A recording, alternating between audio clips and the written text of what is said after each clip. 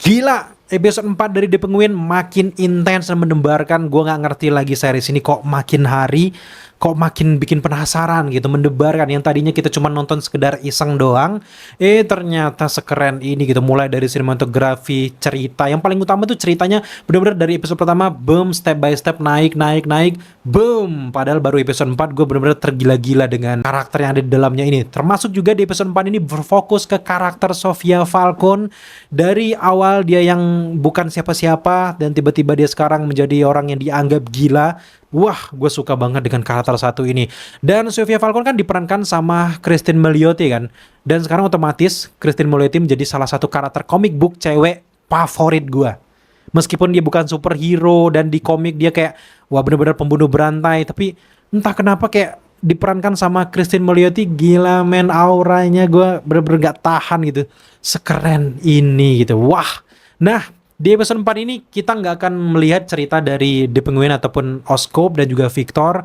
Mungkin nanti di episode 5 kita akan melihat bagaimana pelarian dari Oz, karena di sini setelah Sophia mengetahui bahwa si Ozlah yang membunuh adiknya Alberto itu, gila ini bakal chaos parah nantinya, entah di episode 5 atau 6 nanti. Dan Sophia menggila juga di ending cerita. Sekaligus ini juga akan menjelaskan ending dari episode 4 ini. Kita akan menceritakan dan juga menjelaskan ke kalian gimana sih maksud dari Sophia ini guys. Di episode 4 ini melanjutkan kisah dari ending episode 3, dimana istri dari Salmoran ini kan pengen nembak si The Penguin kan. Tiba-tiba ditolong sama Victor. Nah, justru di sini Sophia nggak ditangkap sama geng Salmerani, justru dia berhasil kabur lewat ke gang-gang gorong-gorong kayak gitu, dan dia akhirnya menelpon kenalan terdekatnya, orang paling percayanya itu si Dr. Julian Rush ini guys. Bener-bener gue penasaran dengan karakter Dr. Julian Rush ini.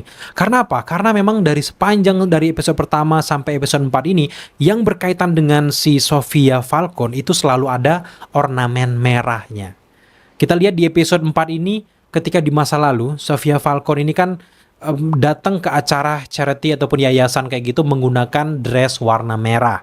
Kemudian juga di dalam Arkham juga jamur-jamur yang narkoba itu kan juga ada ornamen merah. Di dalam penjara ada temennya yang pakai minum pil yang dibilangnya permen itu ornamen merah. Termasuk juga yang terakhir yang paling menguatkan itu alat untuk konsultasinya si Dr. Julian Rush ini tuh kayak ada ornamen merah, klip kayak gitu. Dengan banyaknya ornamen-ornamen merah ini, gue sih masih menduga, teori gue terdekat ya adalah jangan-jangan Sofia Falcone ini masih dikendalikan pikirannya sama si Dr. Julian Rush ini. Dan ini benar-benar penasaran sih identitas satu ini.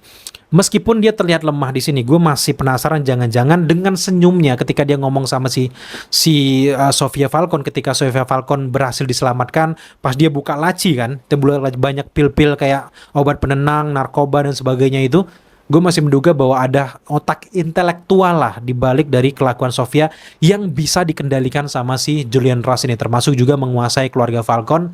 Itu sih, gue masih menduga bahwa Julian Rush ini jatuh cinta sama si Sofia, sehingga dia ini bisa mengendalikan apapun dari si Sofia ini. Itu sih, gue masih menduga itu. Gue nggak tahu ke kalian, apakah kalian punya teori menarik, karena banyak banget ornamen-ornamen merah yang berkaitan dengan Julian Rush dan juga Sofia Falcone. Gimana gitu ya. Tapi sekarang mari kita ngobrol tentang development karakter dari Sofia Falcone dari awal episode, masa lalunya, dan di sini akhirnya walaupun kita ngelihat masa lalu dari Sofia Falcone, kita juga plus ngelihat bagaimana masa lalu dari si The Penguin. Dia ya beneran jadi supir biasanya si keluarga Falcone ya. Dia nganterin kemana-mana kegiatan dari Sofia, sampai akhirnya dia berkhianat mengadukan apa yang dilakukan sama si Sofia, ketemu sama si reporter itu. Dan akhirnya sejak saat itulah The Penguin akhirnya mendapatkan perhatian dari Carmine Falcone, dikasih klub, dikasih juga wilayah narkoba mereka masing-masing. Karena ini semua berawal ketika Sofia Falcone memutuskan untuk bertemu dengan reporter Summer Gleason. Nah, reporter Summer Gleason ini juga ada di dalam komiknya, termasuk juga di, kalau kalian sering nonton DC Animated Series kayak The Batman Year One, dan banyak banget kayak Mr. Freeze, itu pasti sering banget ngelihat reporter satu ini guys. Jadi nggak tahu ya, di sini dia cepet-cepet banget meninggal. Sedangkan kalau di beberapa cerita-cerita dari DC Animated Series dia panjang banget ceritanya. Setiap ada kejadian pasti reporter Summer Gleason ini pasti ada gitu. Nggak tahu di sini cuman langsung meninggal aja gitu. Tapi inti dari poin ini adalah kita melihat bagaimana kekejaman dari Carmine Falcone yang ternyata juga ikut ngebunuh si reporter ini, dan dituduhkanlah si anaknya sendiri yang membunuh, dan itu karena mengancam gitu. Karena Sofia Falcone itu mulai mencurigai karena memang ada beberapa tanda-tanda ketika kematian ibunya, tangannya tuh benar-benar kayak meninggal gak wajar, kayak dicekik. Nah, itu yang membuat si Carmine Falcone ini akhirnya sadar bahwa anak ini tahu nih bahwa gue yang membunuh ibunya. Mulai saat itu dia bakal menyingkirkan anak sendiri sekejam itu, dan gue bersyukur si Carmine Falcone ninggal kayak gitu. Nah, di sini kita melihat, gue seneng banget melihat sudut berbeda lagi dari Arkham. Arkham di sini gila chaos parah. Meskipun cuma di satu sudut ini aja kita melihat, wow, di sini gila banget karena memang dari alat-alat yang bikin stres itu, bagaimana penyiksaannya dengan Sofia Falcone itu, gue nggak kebayang deh kalau gue yang masuk ke penjara itu gimana ceritanya. Tapi di sini bener-bener puas ngelihat kekejaman dari Arkham. Meskipun ini kebanyakan khusus penjara wanita, tapi nggak kalah chaosnya dengan Arkham-Arkham yang kita lihat di beberapa project-project dari DC sebelum-sebelumnya. Dan di sini yang gue suka adalah baju penjaranya itu kayak identik banget dengan The Batman sih. Gue benar-benar kayak berharap bahwa jangan-jangan nanti ada Joker versi The Batman di sini diperlihatkan ketika di Arkham gitu ya. Tapi di sini benar-benar kayak pil yang dimakan sama teman si Sofia Falcone yang akhirnya dibunuh sama dia itu kan menjadi inspirasi bagi Sofia menjual narkoba bentuk baru, jenis baru yang narkoba pesta yang dijual sama si The Penguin dan juga The Victor yang ada di klub itu. Itu adalah awal mulanya, warnanya pun sama merah, dan ternyata itulah obat-obatan penenang dari Arkham. Itu gue keren banget gitu. Tapi di sini kita jadi tahu bahwa Sofia Falcone ternyata di penjara di Arkham selama 10 tahun. Yang tadinya dijanjikan cuma 6 bulan aja dan menghadapi sidang, ternyata nggak jadi sidang, dan akhirnya dia mendekam selama 10 tahun. Untuk bebasnya pun gue belum tahu secara pasti. Yang jelas ketika kematian dari Carmine Falcone, kekuatan dari Alberto ini makin meningkat, dan akhirnya dialah yang kayaknya menyuruh si Sofia ini untuk keluar dari Arkham, sekaligus mendapatkan pengetahuan tentang narkoba jenis baru itu. Dan di sini kita benar-benar melihat bagaimana kekejaman dari Sofia Falcone ketika dia membunuh seluruh anggota keluarga dari Falcone kecuali Johnny Vitti dan juga Gia Vitti, anaknya si Johnny Vitti ini guys. Nah, ini ada alasannya kenapa Sofia ini hanya menyisakan Johnny Vitti dan juga Gia Vitti. Johnny Vitti ini jelas saja dibutuhkan untuk mengambil kekuasaan dari keluarga Falcone, karena nggak mungkin Sofia ini kayak mengklaim sendiri keluarganya, nanti bisa-bisa dia dituduh yang udah ngebunuh banyak keluarga dan ditangkap. Ujung-ujung dia udah berusaha keras, nggak dapat hasil dia balik lagi ke Arkham kan.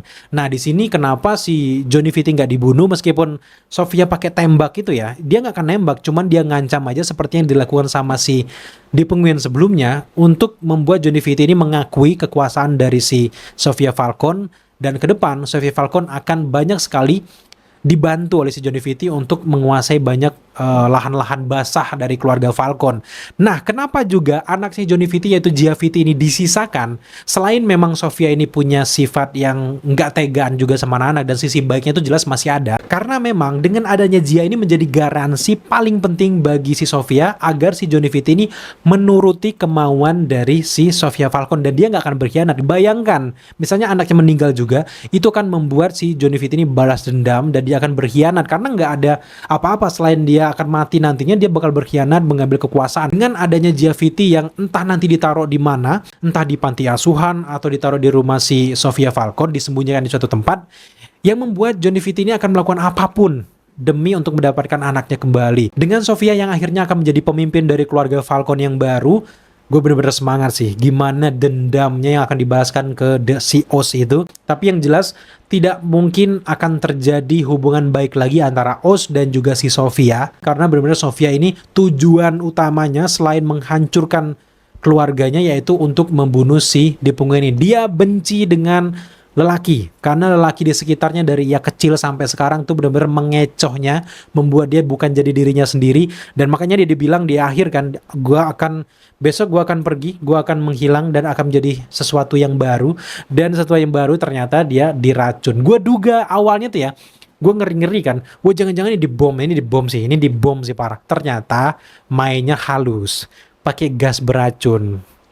Dan ternyata memang si kamarnya Johnny Vitti sengaja dibukakan jendelanya itu bukan karena dia merokok doang. Ternyata memang biar racunnya keluar dan si Johnny Vitti selamat. Kan cuman dia yang bisa dibego-begoin. Dan yang terakhir ketika muncul si karakter Carmine Falcone, ini bukan Carmine Falcone yang ada di film The Batman ya guys. Karena memang kalau di The Batman itu kan diperankan sama John Turturro. Memang di keterangan di beberapa wawancara John Turturro nggak bisa berperan sebagai Carmine Falcone lagi karena jadwal syutingnya udah sibuk banget. Akhirnya digantikan sama aktor Mark Strong. Gue bener-bener pangling, gue pikir siapa, ternyata Mark Strong. Gila, mukanya bener-bener berbeda karena ngikutin bentuk wajah dari John Turturro ya. Tapi nggak ada masalah di sini, acting dan juga kualitas dari Mark Strong keren banget di sini dan bener-bener misterius dan menunjukkan aura sebagai pemimpin dari mafia sih menurut gue gitu ya. Dan dia secara keseluruhan itulah penjelasan ending dari episode 4 dari The Penguin. Kalau kalian punya teori menarik atau bahkan beberapa pengetahuan terkait dengan Easter egg yang hadir di episode 4 ini, jangan pernah ragu untuk tambahkan pendapat kalian, teori kalian di kolom komentar di bawah. Bisa jadi teori kalian tersebut akan menjadi bahan kita di video selanjutnya. Kalau kalian suka dengan konten seperti ini dan belum subscribe, ayo dong, come on. Dukung kita dengan cara subscribe agar channel ini lebih besar lagi, agar bisa dilihat orang lebih banyak orang lagi, dan kita akan berpengaruh bagi dunia perfilman seluruh dunia guys. Thank you buat teman-teman udah menyaksikan video kali ini. Jangan lupa subscribe, like, komen, dan share. Serta jangan lupa juga untuk nyalakan notifikasi agar kalian mengetahui apabila kita mengupload video setiap harinya. Thank you guys.